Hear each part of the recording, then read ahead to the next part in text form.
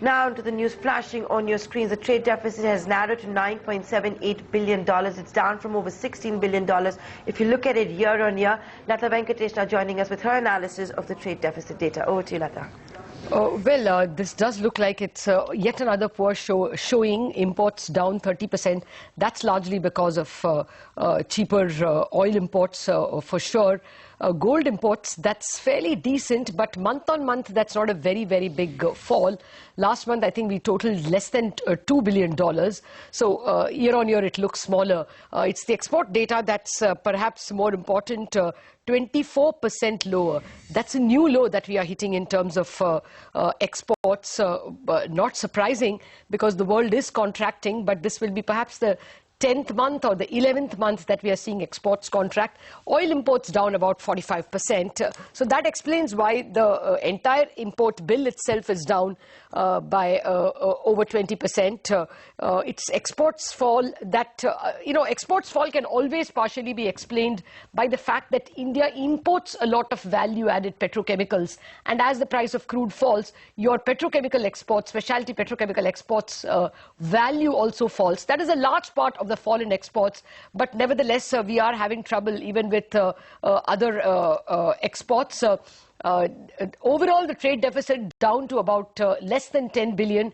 That has been the performance over the last couple of months. This really means that we are almost headed towards a current account surplus or a current account balance. We may not have a deficit at all if you add the software exports, which are not a part of these trade exports. Monthly flows would come to something like 8 billion if you counted the software exports and the other remittances of Indians living abroad and sending money to their families in India. We are almost in balance. So current account deficit is no issue. It will be 1% or less than 1% at the rate of 9% of $9 billion trade deficit. That is no problem at all. That hasn't been a problem for a better part of the year. The problem really will be that exports are debilitatingly weak. That will be a cause of worry. I'll just get to the export performance. It is largely petrochemicals that are down. But we also have, the other petroleum products are down about 54%. That is the biggest contributor. Among others that have done badly, rice, cereals, tobacco, coffee, cashew, oil meals, oil seeds have also been hit.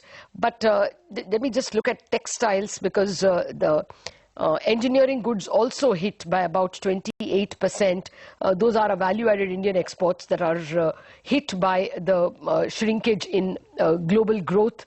I'm just looking for textiles because that escaped the fall last time around. Handlooms, they've also been hit. Man-made fibers down 18%.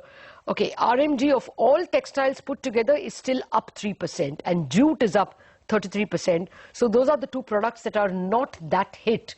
But otherwise, exports are continuing to show, value-added exports, especially engineering exports, are continuing to show the pressure that our destination countries are not doing well, largely Middle Eastern countries, which are now out of pocket because of the falling prices of petroleum products. That's the story, really. Exports, I think, the 11th straight month of declines. And a fairly hefty one at that, at 24%. Some of the value-added engineering exports also getting hit. I just wanted to see if drugs and pharmaceuticals are impacted at all. Drugs and pharmaceuticals are not impacted. That is up 1%. So those are the small areas of positivity. Textiles are still not hit, where India has some advantage because they are value-added apparels that India exports. So textiles are not hit. That is up 3%. And drugs and pharmaceuticals are up 1%. So those are the two areas where India's value-added capabilities are coming to the fore. But you can't say that much for items like engineering, electronic goods. There is a hit of about 5 to 25%. We are joined by Rupa Regenitsure, the Chief Economist at L&T Finance. Rupa, thank you very much for joining us. It's a 9.78 billion trade deficit. That will mean practically no current account deficit, you think? Well, can you just tell me what are the exports and imports growth numbers? Okay, the export fall is of the order of 24%, 25%, about 20.2 billion. 20.01 billion is the export number. Imports, I'll get that number in just a bit. Imports also are down by about 20%. Oil imports are down by 45%. I'll just get you the overall import number in a bit. Okay, we are still with silver imports. We'll get you the overall import number in a second. Well, it seems to take its own time. Okay, imports were valued at 29 billion, and that is 30% lower. Imports down 30% at 29 billion and exports down 24% at 20 billion. The trade deficit is a little less than $10 billion. Yeah, that is okay.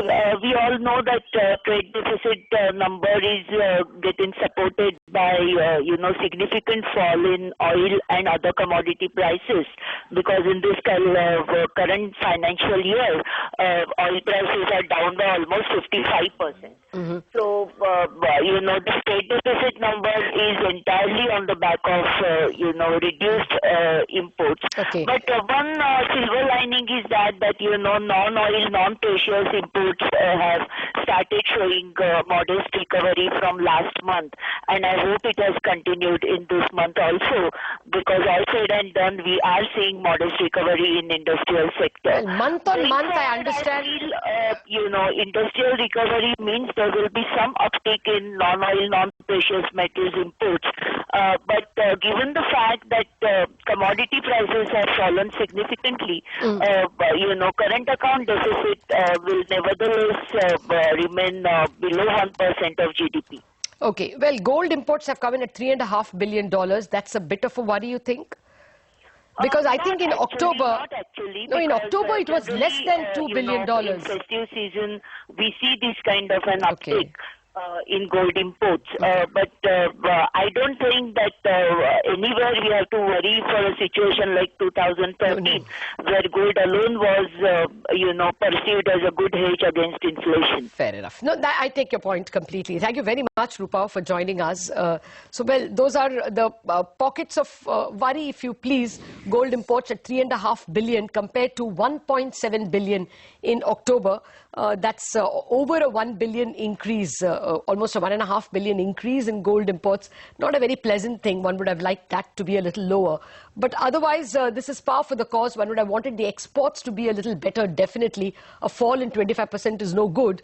But over there is some pocket of resilience in drugs and pharmaceuticals and textiles. You can't say that about our engineering exports. Though month on month, there appears to be a little bit of improvement, even in the engineering exports. Largely a bad story in exports, but that was to be expected. Par for the cause. Back to you.